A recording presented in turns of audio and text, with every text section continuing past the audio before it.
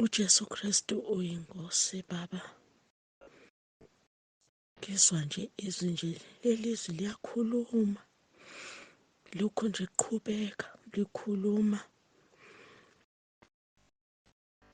ukuthi sohlulelwa ngazo lezi nkonzo. Thina sobe sesithi Nkosi wokhuluma ukuphi. Ebesithi ngakhuluma ngencike yami nangalalela naziba nangayilalela inkonzo. uJesu Kristu uJesu Kristu uyinkosi Baba. Ngibona la ekhaya lezwi, ngibona abanye abazalwane ababulaleli ufakazi. Ngibuka nje ama-VN maningi nawe inkonzo angalalelwa, kanti umuntu uzosizakala. uJesu Kristu uyinkosi. uJesu Kristu uyinkosi Baba.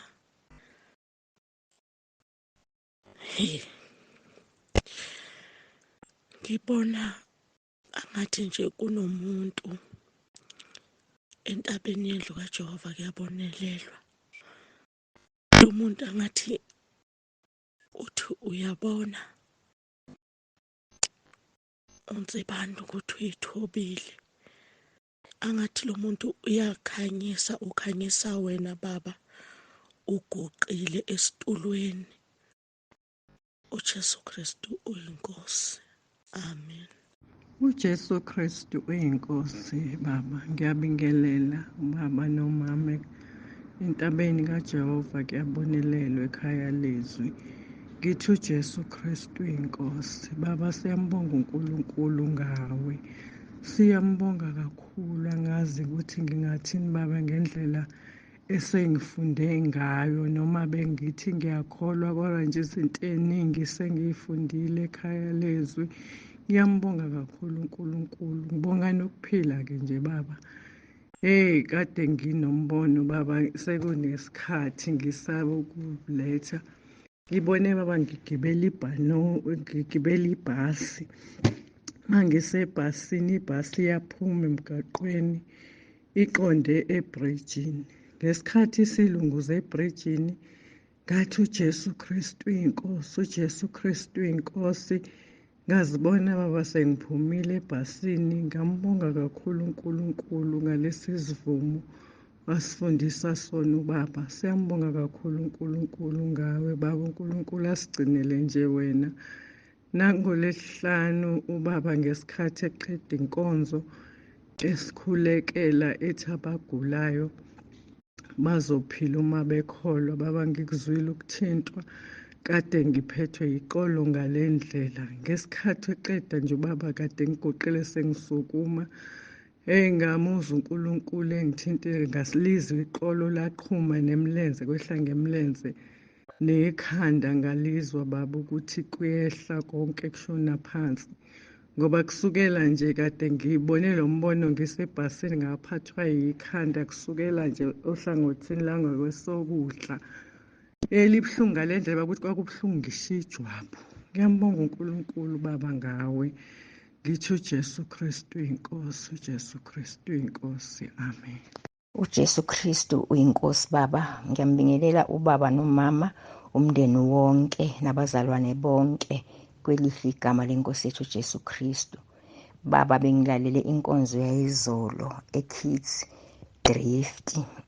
Baba, ibijulile kakhulu. Siyambonga nje uNkulunkulu izinto asembulela zona ekusebenzisa Baba. Sibonga ukwazi ukuthi kanti kudala sabakhona, sizelwe, sazalwa ngokomoya, sisezulwini. uNkulunkulu wasenzela umusa, wasikhetha, wasiloba phansi amagama ethu, wasingcwelisa, wasikhazimulisa. Baba, umusa ongaka, kuyathobisa kakhulu umusa uNkulunkulu asenzela wona. Singazathi nje uNkulunkulu bengasisiza ukuthi ngempela lo musa ongaka singawenzi ize.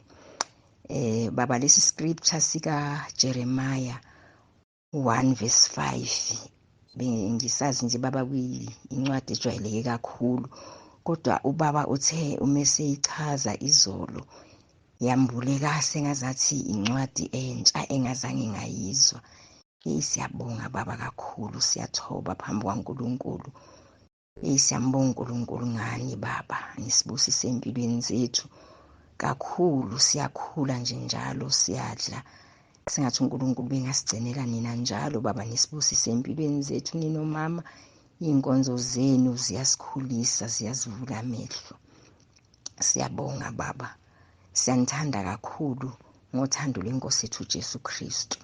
uJesu Kristu uyinkosi. uJesu Kristu uyinkosi. Ngiyabingelela ubaba umpostoli noma umpostoli nomndeni wonke wakababa uNsibande kwelihle igama leNkosi yethu uJesu Kristu waseNazaretha. Ngibingelela abazalwane basekhaya lezwi, ngibingelela abazalwane bonke basentabeni yendlu kaJehova kuyabonelela. Ekuseni nje ngivuka nokumbonga uNkulunkulu ukuthi malithi izwi lenkosi bongani ningaphezi. Kuhleli lokho nje enhlizweni yami ukuthi hayi bo, kubiza ukuthi sibonge singaphezi. Ngibuka-ke nje Nkosi yami izimpi ezibakhona nje ubaba umpostoli ehlala echaza ukuthi hey kunzima ngaleli gama elithi uJesu Kristu uyinkosi. Bazalwane, mina ngifuna ukuqinisekisa ukuthi igama nje elithi uJesu Kristu uyinkosi linamandla, liyayinyakazisa izisekelo zobumnyama, linyakazise nezinye ezingasibo ubumnyama, ngokuba sithe nje uJesu Kristu uyinkosi. Enhlizweni yami-ke kufike ukuthi uvuka izwi laphana kuNehemiya, I think from chapter 2 nje kuya le chapter 4. Ngibuka uNkulunkulu esivusela indoda kaNkulunkulu engubaba umpostoli Nsibande ukuba izoma ivuse thina. Sifana-ke bazalwane nendoda noma inceka kaNkulunkulu okuthiwa uNehemiya, okuthiwa naye wavunyelwa ukuba avuse izingange zeJerusalema. Masibuka ukuthi izwi lenkosi malikhuluma ukuthi kwase kuyindawo ebukeka kanjani lichithiwe iJerusalema. Nathi singabantwana bakaNkulunkulu emhlabeni sikhonza sisemabandleni ahlukene, kodwa bese siyimpango yesitha sethu uSathane. Ngibuka ukuthi sesiyimpango, sesifana nabachithiweyo njengoba kwachithwe iJerusalema ney'ngange seyiwile. Kodwa lithi izwi lenkosi babekhona oThobiya noSanballat ababemelene nokwenziwa noma kokuvuswa kwey'ngange uthango lwaseJerusalema. Nathi njengoba ubaba umpostoli ebhekene nezimpi naleli gama edeleleke ebukaleka phansi, kuvuka labantu laba esibacabanga ukuthi bakhonza lo Jesu Kristu lo esimkhonzayo, bakhonza le nkosi enguJesu Kristu esiyikhonzayo, kanti cha, bakhona abarepresenta uSanballat naboThobiya abamelene nokuvusa kwezingange, abamelene nokwenziwa komsebenzi kaNkulunkulu. Manje-ke enhlizweni yami kuvuka umbongo uNkulunkulu ukuthi Nkosi siyabonga ukuthi thina silugange oluvusiwe. Siyabonga ukuthi uvuse oNehemiya besikhathi abafana nabo baba umpostoli Nsibande abazoma noma oSanballat naboThobiya belwa bemelene nabakhaya, kodwa umsebenzi kaJehova uzoqhubeka. Ngiyabonga uJesu Kristu. uJesu Kristu uyinkosi. Baba umpostoli Nsibande, ngiyabingelela baba nomama nabantwana bakwababa Nsibande. Ngibingelela ekhaya lezwi nasentabeni kaJehova kuyabonelelwa. Baba, ngingumama uShando waseMandeni, umntwana kaNkulunkulu. Inhliziyo yami yambonga kakhulu uNkulunkulu ngalamathuba umuntu awatholayo ukuba zonke iy'nsuku baba silalele izwi. Sekwaphela ngisho ukuhlalela i-TV ngoba umqondo wawulazekile ngalolo hlobo. Sihlalela i-TV, kwathi ngelinye ilanga ngikwamaphumulo ngahlangabezana noMamNjapha wakamaphumulo, ngamuzwa eyikhuluma le ndaba. Inhliziyo yami yalangazelela ngendlela eyinqaba ukuthi nama ngingenise lapha ekhaya lezi. Siyadla baba, izwi lenkosi siyabusiseka, zonke inzuku siyakhuleka. Baba, ngiyambonga kakhulu uNkulunkulu ey'nsukwini zami zobudala, sengumama osemdala, kepha inhliziyo yami iyathokoza ngendlela eyinqaba. NangoLwesine, ngisho umuntu engayanga ngoLwesine ngoba yikhona phela izimo, njengoba sesibadala njena, kwenzeka umuntu angaphumeleli ukuya kweLwesine. Thatha iselfoni yami ngihlale phansi ngikhonze ngilalele izwi lenkosi, incekukazi kaNkulunkulu esipha lona. Ngiyambonga kakhulu uNkulunkulu. Ngike ngithi enhlizweni yami, pho yini engiyifunayo enye, ngoba manje ngitholile ithuba lokuzihlalela ngaphansi kwegazi. Sibande yambonga kakhulu uNkulunkulu ngawe Baba. Inhliziyo yami nje inesilonda, ngithi awu, inkonzo emnandi kangaka ngize ngiyizwe late kangaka, sengiwumama osemdala, ngugogo, ukuba mhlambe ngayizwa ngisemusha ngabe ngithokoza okudlulele kulokhu.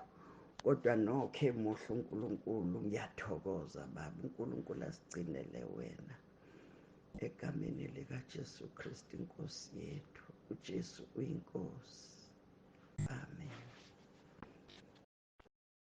uJesu Kristu uyinkosi mkhulu. Ngiyabingelela egameni kaJesu Kristu ophilayo kubazalwane basekhaya lezwi nakubazalwane basentabeni yendlu kaJehova. Kuyabonelelwa, ngithi uJesu Kristu uyinkosi. Mkhulu, nginobufakazi endinabo. Lapha emavikini adlulile ngiye ngakhuleka kuNkulunkulu ngenxa yabazali bami, ubaba nomama, abangikhulisile, abangi-adopthile, bangikhulisa. Kade bendlula esimeni esinzima sokuthi abanamali, kunzima nje phakathi kwabo, akunamali nje, baswele kakhulu. Ngamcela uNkulunkulu ukuthi kanjena abenzele umusa. Ngempela uNkulunkulu wathembeka. Umama waqala wathola ithenda yokwenza iyunifomu, yenzela isikole iyunifomu. Usahambisile-ke i-application yethenda, nakhona ngiyamkholwa uNkulunkulu ukuthi izawuphumelela, uzawuyithola. Then ubaba kune-project akayenzile ekuqaleni kwalo nyaka, so bekangakaze ahole sonke lesi sikhathi, bekangaholanga enye i-project yakade yenza yekhampani akade ebanceda ngayo. Leyo mali leyo ingenile yonke namhlanje, uyitholile, yangena yonke. So ngiyambonga kakhulu uNkulunkulu ukuthi wenze imisebenzi yakhe yamandla yamangalisa. Mangabe sikhuleka nje kuye, uNkulunkulu uthembekile, uyasenzela, uyayiphendula imikhuleko yethu. Uyambulela kakhulu uNkulunkulu mkhulu, egameni kaJesu Kristu. uJesu Kristu inkosi. Amen.